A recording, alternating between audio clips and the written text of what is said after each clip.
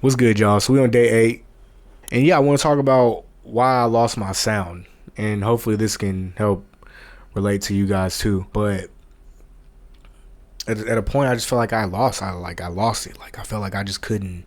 I didn't know what to do anymore. Like I didn't know what decisions to make. If this was the right decision, if this wasn't the right decision, blah blah blah blah. And I think it came from a mass of like just wanting to people please. You know, like people pleasing, you know? You get in the studio, let's say it's like 5 people in the studio, you making what you think they would like, not what you think you like. And for me at that point in time, I mean, through that trial period, I was like, dang, I really lost it.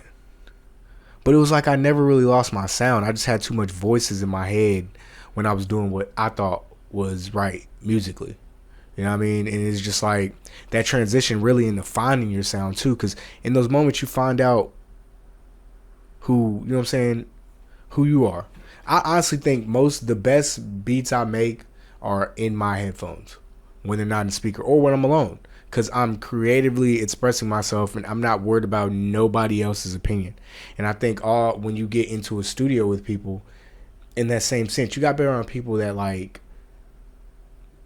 you have to be around people that don't want to alter your own perception. You know what I'm saying? Like, yeah, some people are gonna come in there like hard. Then you'll get some people that come in there and be like, yeah, bro, I think you should change this. But at the end of the day, you're the producer and you gotta trust that sound. You know, you gotta trust your sound. You have to trust yourself, your judgment, and your sound.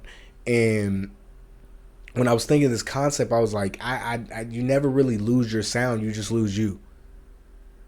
And it comes to a point where you gotta find you again. You know what I'm saying? Like even making music all the time, like, don't get it wrong, don't get it twisted. Like, yes, you can make music all the time, but at some point you gotta take a break.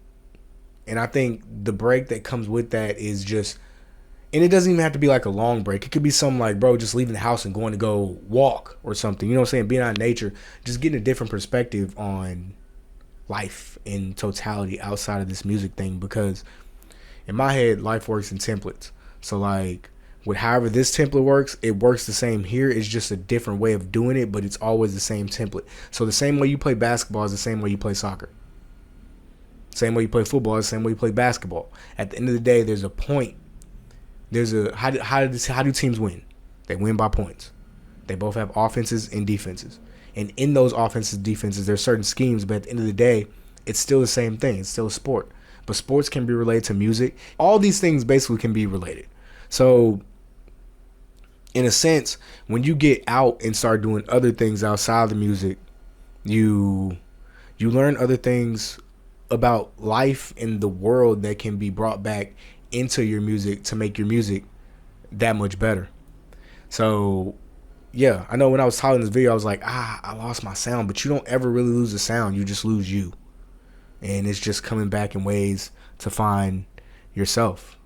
You know what I'm saying? Like really finding out what you like to listen to and what you like to do. Because if the people that you're around don't like the music that you're making, that doesn't mean that your music isn't good.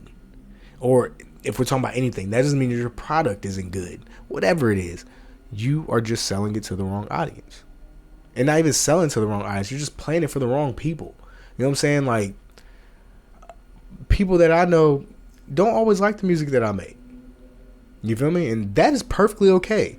Because if you go look at the statistics, at one point, it was a lot of people in France jamming the music. It was a lot of people in Canada jamming the music.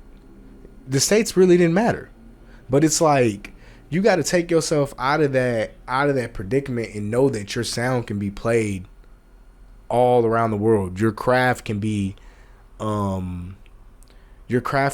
taken in by someone else across the world that you wouldn't even know. And I'm getting off topic. But that's just to say, bro, you really gotta know what you like and do what you like and just keep doing what you like. You know what I'm saying? Because at the end of the day, if you like it, somebody else is gonna like it. So that way you're never really losing your sound. You're just doing what you like. And if doing what you like makes somebody else feel the same emotions that you felt when you made it, what is it? You know what I'm saying? Like, what are we talking about? So, yeah. Yeah. I'm going to end it there.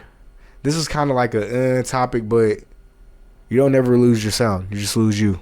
So go take a walk, go write it down, go spend some time in silence, and you will find yourself and you will find your sound. Let's get it.